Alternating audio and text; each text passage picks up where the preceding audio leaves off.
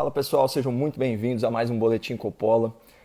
Eu queria fazer um breve comentário aí com vocês sobre a entrevista do ministro da Saúde, o Dr. Luiz Henrique Mandetta, para o Fantástico desse domingo.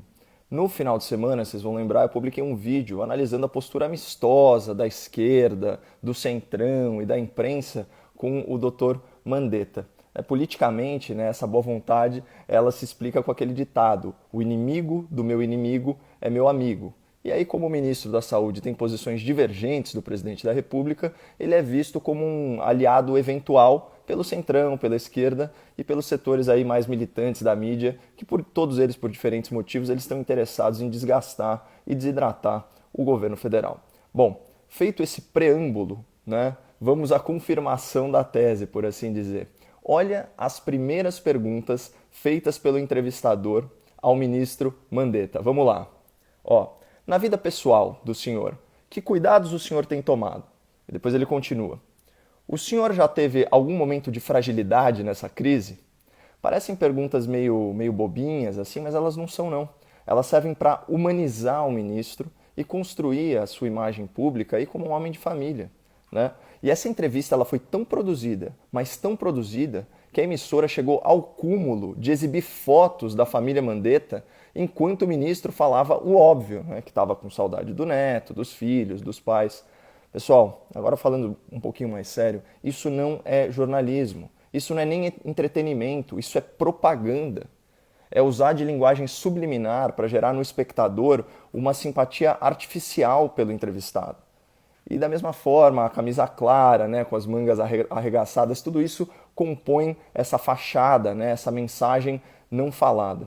Bom, no mais, durante toda a conversa, o jornalista ele concordava passivamente com as respostas e toda a programação que antecedeu a entrevista, ela reforçava as teses encampadas pelo ministro, de que o isolamento horizontal é a melhor solução, né, e que a busca por um tratamento está longe de produzir resultados positivos. Esse posicionamento ele é legítimo, mas ele não é único e ele não é consensual entre os especialistas, sejam eles da comunidade médica ou de outras ciências, né? Uma emissora que só dá voz a uma visão do problema, ela presta um desserviço ao público. Bom, no geral, essa entrevista escancarou o que eu já havia dito semana passada, né? A imprensa está de lua de mel com o ministro da Saúde. E aí você pode me questionar, bom, beleza, Coppola, mas qual tipo de pergunta você faria? Bom, primeiramente, eu pediria esclarecimentos em relação a declarações recentes muito preocupantes do ministro. E, em segundo lugar, eu procuraria identificar as contradições que apareceram no discurso dele ao longo da entrevista. Por exemplo, quando o ministro diz o seguinte, vamos lá, dentro do Ministério da Saúde, a nossa distância entre um e outro é de 2,5 metros a 3 metros em qualquer circunstância. Aí ele prossegue. Até agora, nós não tivemos nenhum colaborador nosso que tenha tido a gripe, a virose. Fecha aspas. Qual que seria aqui um questionamento válido?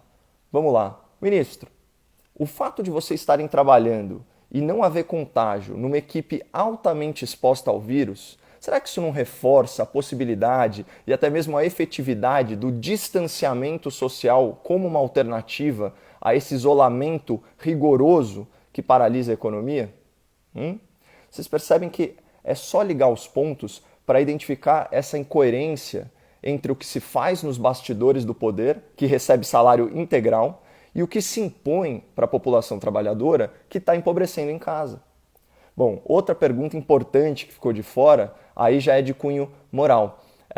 Eu queria chamar a atenção de vocês para essa declaração do ministro Mandetta em coletiva de imprensa de 8 de abril. Ele disse o seguinte, abre aspas para o ministro, a saúde dialoga sim com o tráfico, com a milícia, porque eles também são seres humanos e eles também precisam colaborar, ajudar, participar.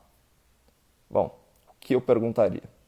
Ministro, defender o diálogo e a cooperação do Estado brasileiro com o crime organizado não é, além de imoral, ilegal? E dá para continuar, né? Qual a mensagem que a sua fala passa para as populações vulneráveis, reféns da tirania do tráfico e da milícia?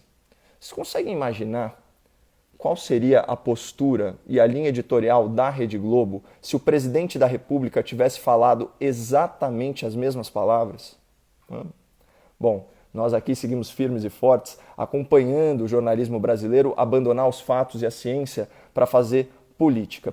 Quem quiser me acompanhar na TV, é só assistir ao Grande Debate do Horário Nobre, de segunda a sexta-feira, na CNN Brasil, canal 577, a partir das 8h45 da noite. Um forte abraço para todos vocês, fiquem com Deus.